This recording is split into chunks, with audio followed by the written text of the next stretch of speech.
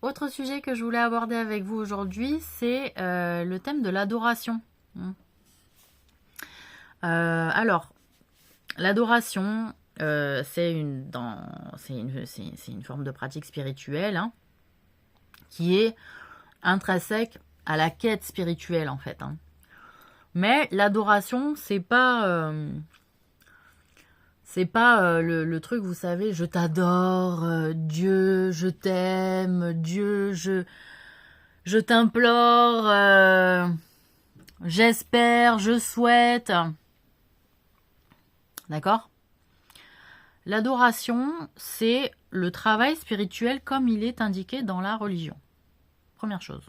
Voilà. On vous indique une manière de prier, on vous indique une manière d'implorer, on vous indique une manière de citer, de réciter des versets, de réciter des paroles. Voilà. C'est l'adoration de base de votre religion. Et l'adoration, c'est aussi le fait de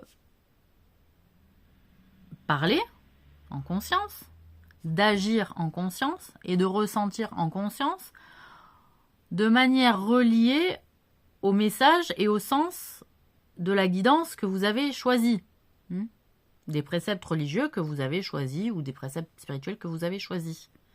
Ceci est une adoration d'être en conscience, mentalement, physiquement et intérieurement. Voilà. Et, donc il y a, entre guillemets, 3 types d'adoration, d'accord? L'adoration, donc spirituelle, c'est-à-dire l'adoration de base de l'enseignement religieux traditionnel de votre religion, de votre pratique spirituelle choisie. On verra la pratique. Donc, l'apprentissage, hein, c'est-à-dire il y a l'adoration liée à l'apprentissage commun de votre religion. Hein. Il y a le fait d'être en conscience avec les principes et la guidance de votre religion, d'accord, et de la faire vivre. Et 3, la faire vivre, ça veut dire pratiquer. Donc la faire vivre aussi dans des actes d'adoration, dans des pratiques. Donc c'est-à-dire quand je parle en conscience, quand je ressens en conscience, quand je fais en conscience, je mets une énergie, je mets une intention. D'accord? Mon intention, elle va pas être forcément la même si je n'ai pas la conscience. Mon énergie ne va pas être forcément la même si je n'ai pas la conscience. La conscience, c'est la lucidité et la connaissance de ce par quoi je suis animée. La connaissance de ce par quoi je suis animée. Qu'est-ce qui m'anime chaque jour? Qu'est-ce qui me donne envie? Donc, il y a le verbe animer, c'est-à-dire qu'est-ce qui m'anime, qu'est-ce qui me fait prendre vie chaque jour? Qu'est-ce qui me donne envie de vivre? Et qu'est-ce qui me fait aussi ressentir être vivante? Là encore, il y a 3 niveaux dans le verbe animer. Hein? Il y a le niveau je m'anime parce que je suis en vie, hein, de manière routinière, hein. Voilà, comme une voiture qu'on met en marche. Il y a le fait d'être animé, de se sentir vivante, hein, c'est-à-dire je me sens vivante de ce qui m'anime, je ressens vraiment les choses que je suis en train de vivre. Et donc, 3e niveau que j'ai abordé, c'était quoi? Le fait d'expérimenter la vie, le fait de ressentir la vie et le fait de l'impulser, pardon. Je ne sais pas comment je l'ai dit au départ, mais le fait d'impulser ce qui nous anime et d'être donc en accord avec ce qui nous anime. Si on n'est pas en accord avec ce qui nous anime, on ne va pas se sentir vivante. Si on est en accord avec ce qui nous anime, on va se sentir vivante. Ou vivant. Ah, pardon pour les mecs. D'accord? Bon. Donc l'adoration, c'est un mode de pratique. Donc c'est-à-dire l'apprentissage qui me permet de rouler avec une carte ou avec une voiture, c'est-à-dire ma prière, c'est mon moteur, mes versets, c'est ma carrosserie. Non mais c'est vrai. Voilà, mes versets, c'est ma carrosserie, mes invocations, c'est mon volant. Hein, voilà, imaginons. Et puis, il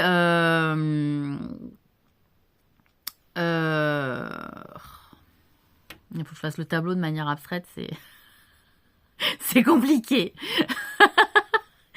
Non mais bon, alors, donc, ça, et ensuite, on est dans l'adoration, dans le sens où on a la lecture de base, donc ce que je viens de dire, vous avez votre voiture, vous avez ce qui vous anime, d'accord? La religion en soi, ok?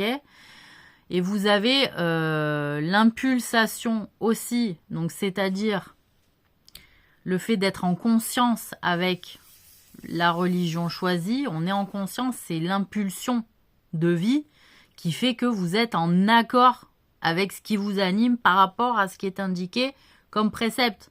C'est-à-dire parfois on est aussi attiré par une religion, mais par contre les outils qu'on va nous donner, ça nous est pas du tout adapté. On dit ah non, ça c'est trop compliqué pour moi, je vais pas pouvoir. Alors, faut faire un petit effort pour voir si vraiment c'est pas adapté. Mais des fois, il y a des religions, il y a des gens, ils vont dire attends, je vais un peu voir par là pour voir si ça m'est adapté, un peu je vais voir par là. Bon, voilà, hein, faut pas être trop flemmard non plus dans la religion si vraiment on y est intéressé aussi, faut le dire, hein, voilà. Donc, on a notre voiture, on a l'impulsation, hein, de l'énergie, de l'étincelle du moteur, hein, avec la conscience. Et puis, il y a aussi le carburant qu'on doit mettre dans la voiture, hein, l'adoration, c'est-à-dire le mouvement. Hein, encore une fois, j'en ai déjà parlé dans une autre vidéo de l'adoration où on a besoin d'être en mouvement, c'est-à-dire la pratique. Donc, je suis en accord avec ma conscience mentalement au niveau du ressenti et au niveau des actes. Pourquoi ? Parce que quand je fais et que en conscience, mon intention, elle est plus juste, elle est plus adaptée, et que donc mon énergie et le résultat de mon énergie va atteindre un but qui m'est connu, et peut-être aussi un en miroir qui m'est inconnu. D'où ce qu'on appelle l'effet papillon. D'accord ? Tout ça, ça part de notre énergie et de nos intentions, hein, l'effet papillon. Non mais pour vous dire. Donc, et oui, ça part pas d'autre chose. Donc, la manière dont on travaille son énergie au travers de son cœur, etc.,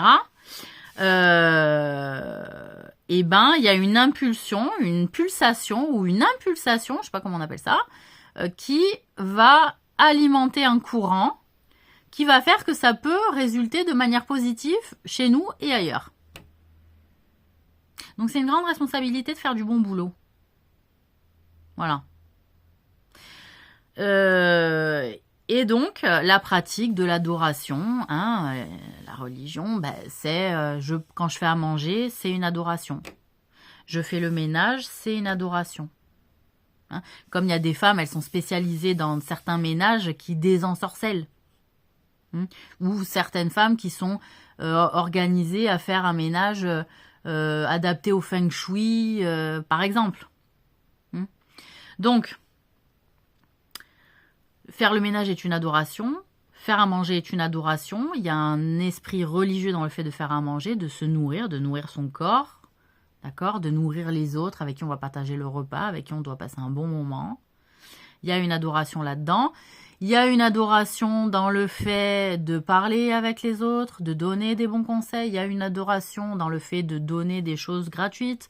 Il y a une adoration de rendre des services. Il y a une adoration dans tout ça. Il y a des adorations. D'accord ? Voilà. Dans le fait de parler à son voisin.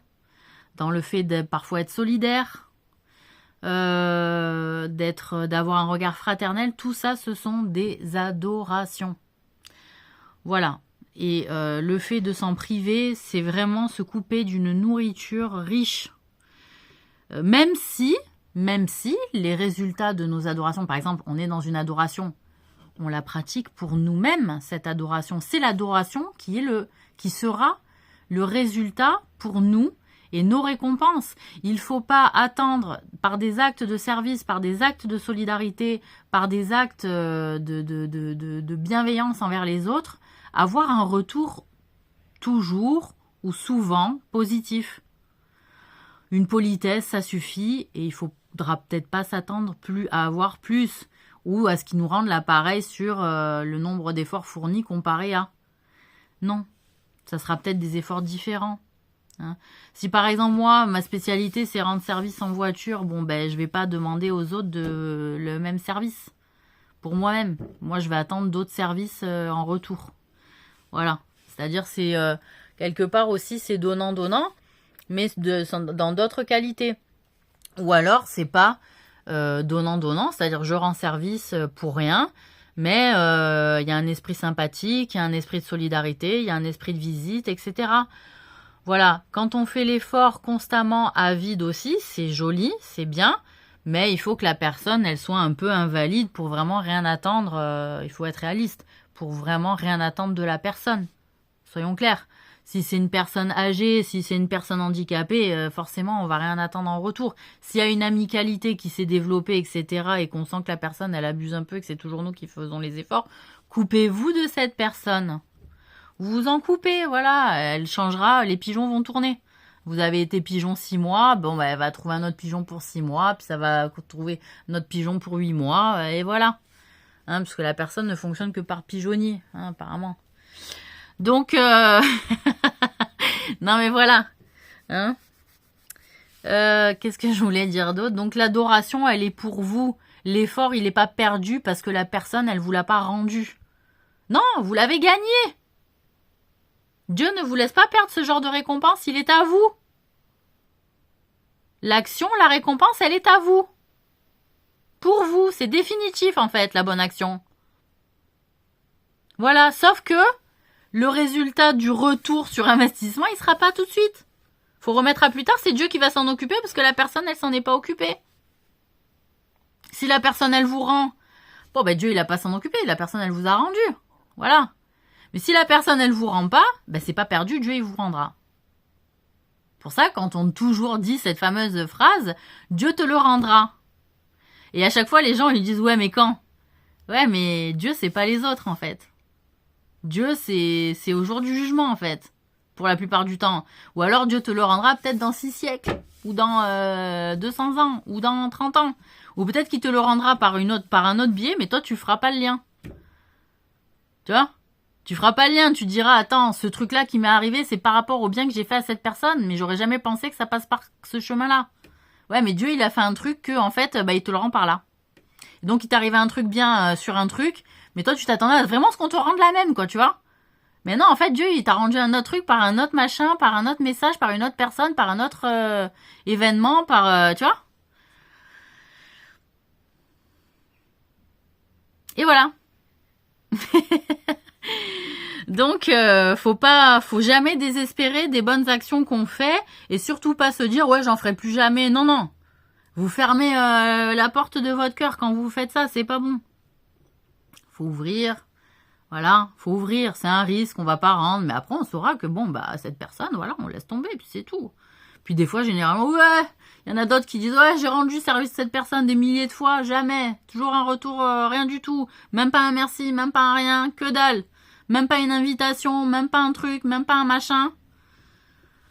Voilà. Et donc, vous n'êtes pas tout seul à avoir analysé ça, quoi. Hein, voilà. Donc, c'est comme ça. Voilà. Donc, ben voilà, c'est tout ce que je voulais dire sur l'adoration. Il y aura peut-être d'autres messages à dire là-dessus, parce que l'adoration, c'est un sujet infini. Mais ce que je voulais relever par rapport au quoi que j'ai pu entendre de manière régulière, et que les gens, ils font plus rien, du coup. Hein, ils donnent plus rien, ils font plus rien. Bon, voilà. Donc non, c'est pas perdu. Faut être patient. Puis il faut observer que peut-être ça viendra d'ailleurs. Pas de là, pas du chemin attendu. Voilà. Bonne journée.